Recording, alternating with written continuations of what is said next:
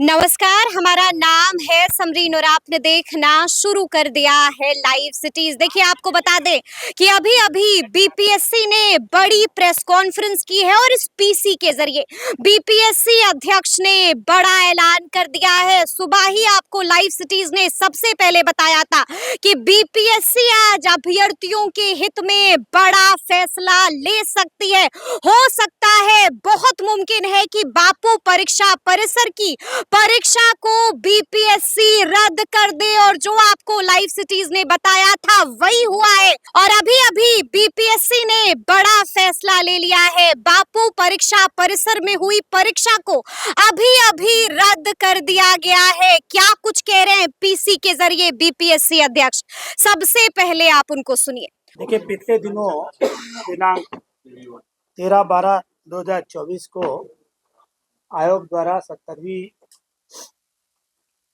Prelim की प्रतियोगिता परीक्षा आयोजित की गई थी। ये परीक्षा राज्य के 912 सेंटर पर आयोजित थी, जिसमें बापू परीक्षा परिसर पटना का एक जो सेंटर था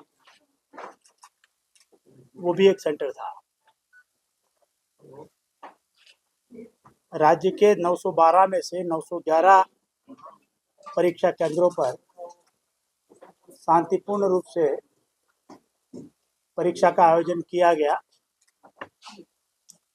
और अभी तक किसी केंद्र से किसी तरह की शिकायत प्राप्त नहीं हुई। पटना का जो बापू परीक्षा परिसर था उसमें हुए घटनाक्रम से आप लोग अवगत है। बड़े सारे वीडियो भी उसपे सामने आए हैं। चैनल ने भी उसको, सभी चैनलों ने उसको बड़े प्रमुखता से प्रकाशित किया था। और जो घटनाएं हुई है उससे साफ प्रतीत होता है कि अभ्यर्थियों के रूप में कुछ असामाजिक तत्व या उपद्रवी निष्क्रियंट परीक्षा केंद्र में थे और उन्होंने षड्यंत्र पूर्वक परीक्षा को बाधित करने की कोशिश की। इस संबंध में आयोग ने जिला प्रशासन से और परीक्षा के केंद्राधीक्षक के प्रतिवेदन की मांग की थी। उनका प्रतिवेदन प्राप्त हुआ है और जिस तरह के वीडियो सामने आ रहे हैं वो सभी वीडियो की भी आयोग के आईटी सेल ने, आयोग के जो डेजिग्नेटेड एजेंसी है उसने, फॉरेंसिक एक्सपर्ट ने जांच की है, जांच चल रही है। क्योंकि बहुत सारा डेटा है, हंड्रेड्स ऑफ जीबी में डेटा है, जिसके आधार पर जिन्होंने कानून हाथ में लिया, जिन्होंने परीक्षा कदाचार निवारण अधिनियम को प्रावधानों का उल्लंघन किया, भारतीय न्याय संहिता का उल्लंघन किया, आईटी एक्ट का उल्लंघन किया, उनके खिलाफ उनकी पहचान करके कार्रवाई की जाएगी। इस संबंध में जिला पदाधिकारी ने भी प्रतिवेदित किया है कि एसएसपी पटना के लेवल पर 2 टीम का गठन किया गया है और वो लोगों की पहचान कर देंगे। आयोग ने अपनी टीम से पहचान कराई है, उसमें करीब 25-30 लोगों की पहचान हो चुकी है। आयोग उनके कारण पूछा करके शीघ्र आगे की कार्रवाई करेगा। आप अवगत है कि राज्य के 4,83,000 बच्चों ने इस परीक्षा के लिए आवेदन किया था और पटना का जो सेंटर था उसमें करीब 2 ब्लॉक में 12,000 अभ्यर्थी को भाग लेना था। एक ही केंद्र पर क्योंकि इस तरह का उपद्रव हुआ है, वैसी स्थिति में आयोग इस संबंध में कोई भी निर्णय लेने के पहले राज्य के बाकी 4,80,000 युवा और अभ्यर्थियों के हितों को ध्यान में रखेगा। बापू परीक्षा परिसर में भी जो आप वीडियो देख रहे हैं उससे स्पष्ट होता है कि कुछ उपद्रवी तत्वों ने परीक्षा में क्वेश्चन पेपर लेट मिलने की शिकायत करते हुए उद्दंडता की, उपद्रव किया, परीक्षा बाधित करने की कोशिश की। ये सामान्य प्रक्रिया है सभी सरकारी रिक्रूटमेंट एजेंसियों में, इंक्लूडिंग यूपीएससी, कि अगर अपरिहार्य कारणवश ऐसे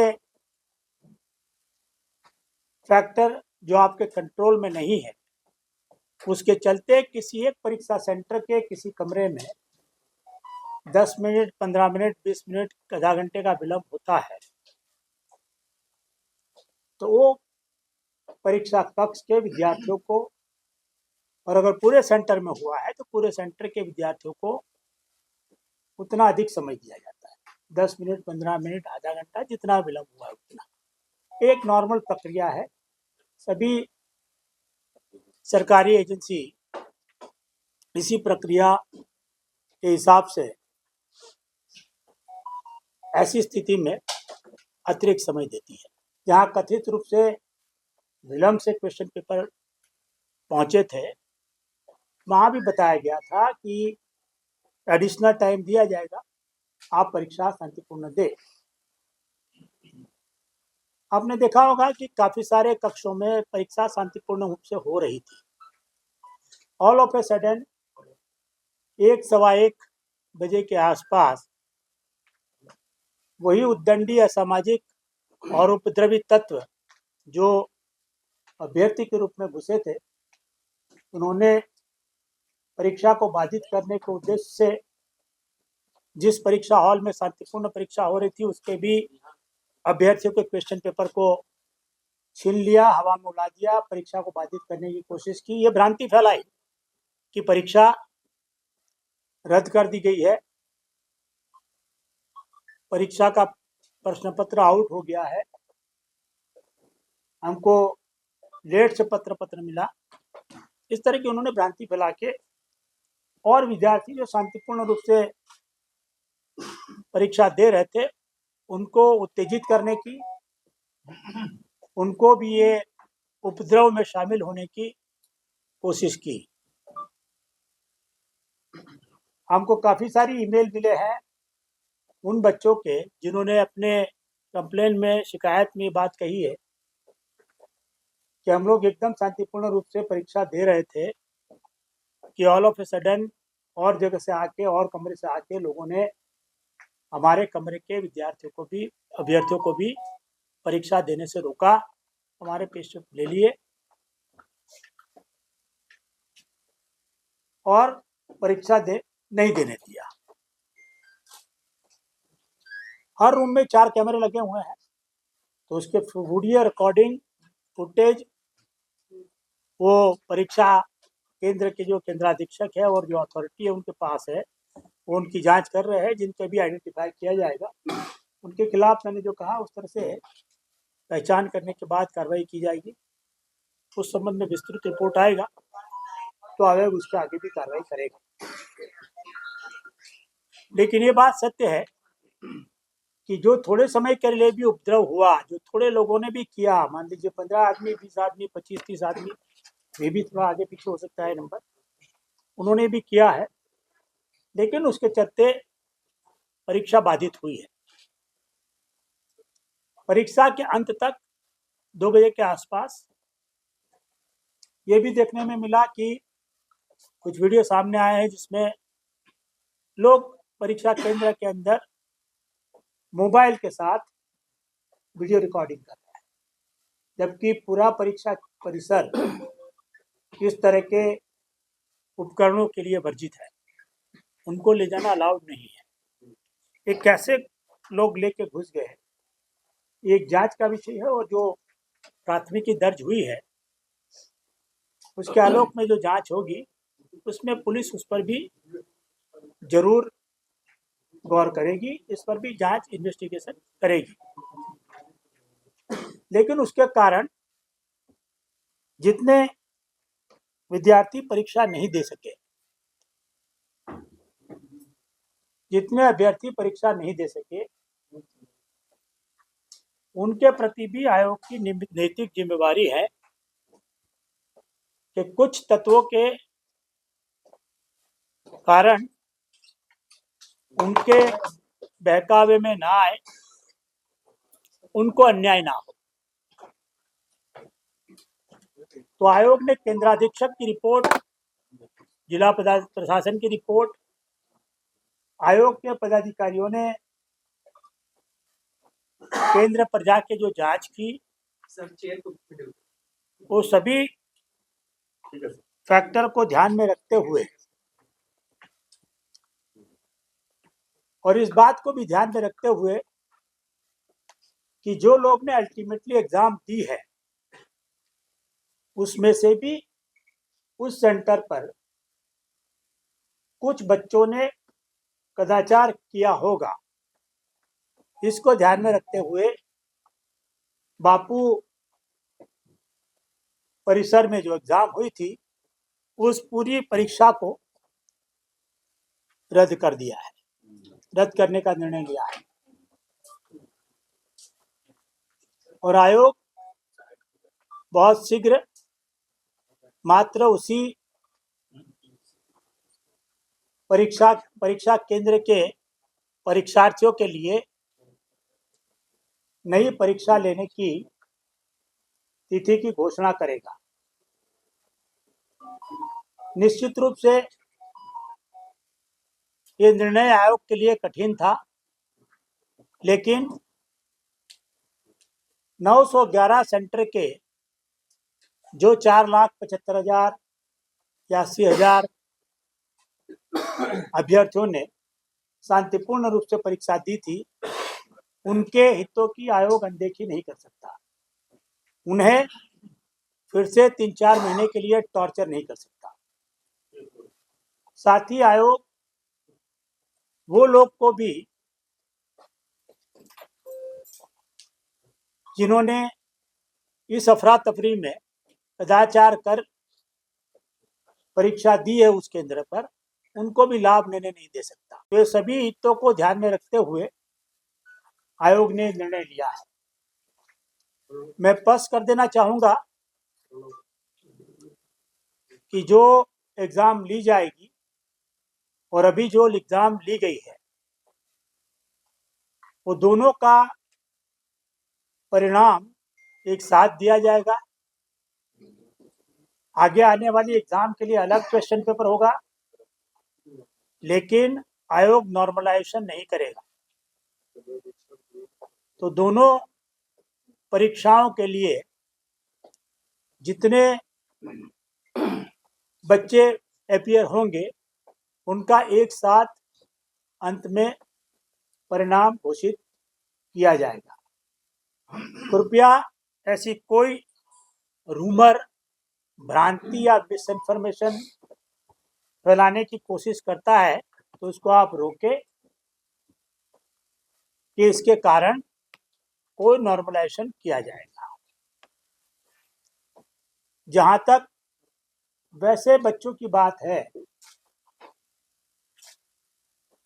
जो अभी तक चिन्हित नहीं किए गए हैं, पहचाने नहीं गए हैं, तो मैं स्पष्ट कर देना चाहूंगा कि ऐसे सभी उपद्रवी तत्वों की पहचान की जाएगी। जिनकी पहचान कर दी गई है उनको हम लोग सुकौस करके आगे की कार्रवाई करेंगे। आज से लेके ये एग्जाम जब होगी, इसके बीच में अलग अलग सरकारी एजेंसियां इनकी पहचान करती रहेगी। उन लोगों का भी हम लोग सुकौस करेंगे और अगर ये पाया जाता है कि उन्होंने कानून हाथ में लिया है तो उनको डिबार करने की भी कार्रवाई करेगी। अगर किसी परिस्थितिवश वो परीक्षा में भी बैठ जाते हैं तो ऐसे तत्वों का रिजल्ट आयोग प्रकाशित नहीं करेगा। इसलिए उन्हें पहचानने की प्रक्रिया तब तक जारी रहेगी जब तक अंतिम मिसक्रेडेंट आइडेंटिफाई नहीं हो जाता है। तो आयोग की ओर से यही था। आगे कोई सूचना है तो बताइए।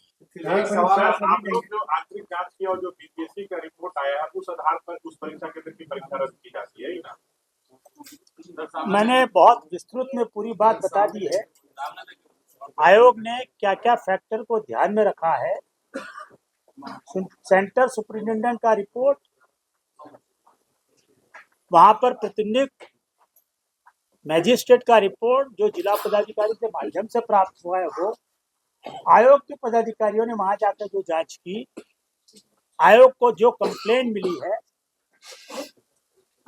जो मीडिया रिपोर्ट देखे, जो वीडियो क्लिप देखी है, और ऐसे बड़े सारे डायरेक्ट इनडायरेक्ट फैक्टर ध्यान में रखते हुए आयोग ने बिहार के छात्रों अभ्यर्थियों के हित में ये निर्णय लिया है। कितने दिन में परीक्षा होगी? अध्यक्ष महोदय, एक सवाल ये है। परीक्षा आयोग जल्दी से जल्द कराना चाहेगा, इसकी घोषणा हम लोग शीघ्र करेंगे। एक सवाल ये है, हमारे सामने अभी 18 और 19 तारीख की एग्जाम है, तो आयोग पहले उस एग्जाम को शांतिपूर्ण कराने की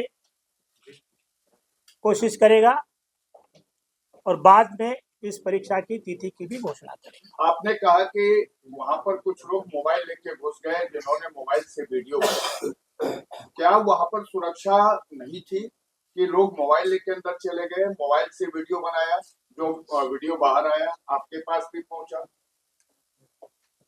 आप अवगत हैं कि वो सेंटर पर प्रारंभ से लेके परीक्षा प्रारंभ होने से लेके तो सुना आपने क्या कुछ कहा है। प्रेस कॉन्फ्रेंस को संबोधित करते हुए बीपीएससी अध्यक्ष ने बड़ा फैसला हो चुका है, बड़ा ऐलान भी हो चुका है। तो अब देखना होगा कि अब परीक्षा को दोबारा बीपीएससी कब तक लेती है और आगे आगे क्या कुछ होता है, ये भी अब आने वाला वक्त ही बताएगा। तो फिर ये पूरी खबर, पूरी जानकारी आपको कैसी लगी है, कमेंट करके हमें जरूर बताइएगा। तो ऐसे तमाम अपडेट्स के लिए बिल्कुल ऐसे ही हमारे साथ बने रहिएगा और देखते रहिएगा लाइव सिटीज। बहुत शुक्रिया।